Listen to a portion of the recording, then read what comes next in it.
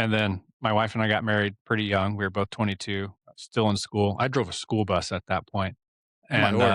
I kind of went to a part-time student, started working construction, like you said, and fast forward several years, we have our first kid, and I'm like, "What am I doing? Like, this is not the." I'm like, I like construction. It's nice to like see the fruits of your labor every day, but uh, it's not like I didn't say I want to work in construction when I grow up. It was like I want to work what I'm passionate about, which was the outdoors. It was hunting. It was being outside.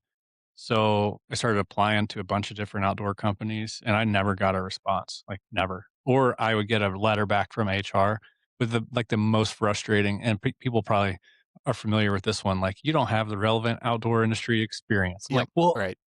I'm trying. Yeah, Yeah. that's why I'm applying to this company, and just kind of got stuck in this loop. And it hit me one day. I saw like a banquet sign for whatever it was, Whitetails Unlimited or Ducks Unlimited, and I started looking into that. And I was like, you know what? Why don't me and my hunting buddies, we'll just start our own chapter at Ducks Unlimited.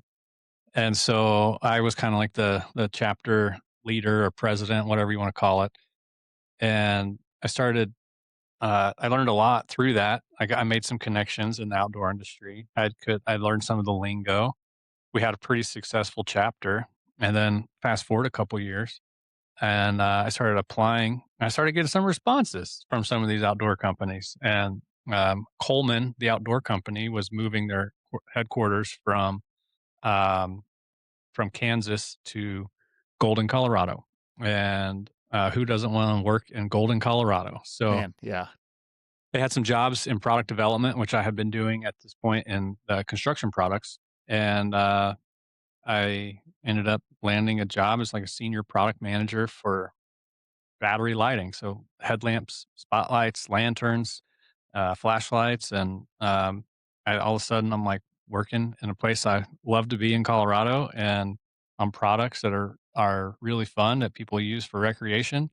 And yeah, that's I really can like trace it back to kind of that volunteer work and that time starting a Ducks Unlimited chapter and getting some outdoor industry experience. And yeah, it was awesome.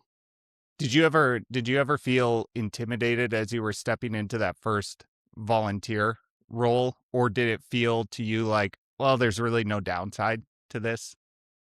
Yeah, um, I felt like it was a win-win. Mhm.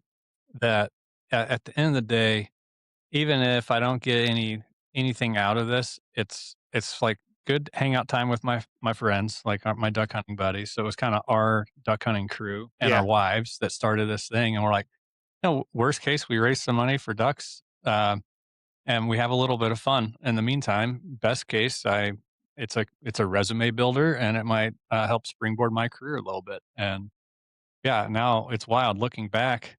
That was uh, you know not quite 20 years ago, but probably more than 15 years ago when that started. And now I'm the chairman of the board for a large NGO with Mule Deer Foundation and at a Wow. national level. And it's like, Wow. man, that was pretty wild that you could kind of trace all that back to just doing a little volunteer work for a local Ducks Unlimited chapter.